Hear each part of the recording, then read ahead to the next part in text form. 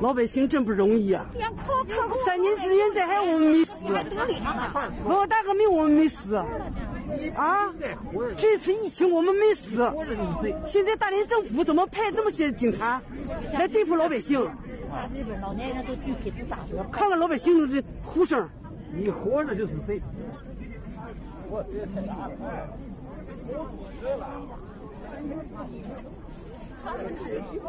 看特种部队全来了，特警啊！我的妈呀！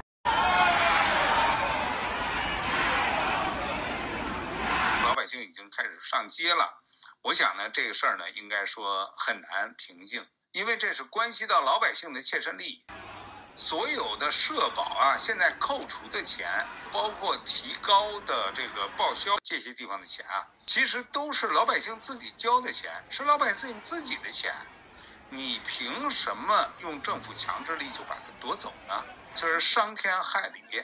但是中央政府没钱了，所以呢，拿你的钱没商量。现在呢，中央政府财政实际上呢已经是空空如也，这个地方政府的财政那更是入不敷出。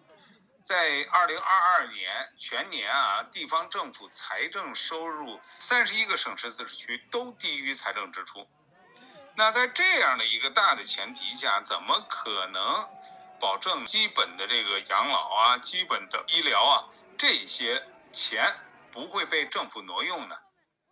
而现在武汉老百姓、武汉这些退休职工所要求的，其实就是拿回他们自己的血汗钱。全国各地呢，都这个政府啊，都面临同样的挑战。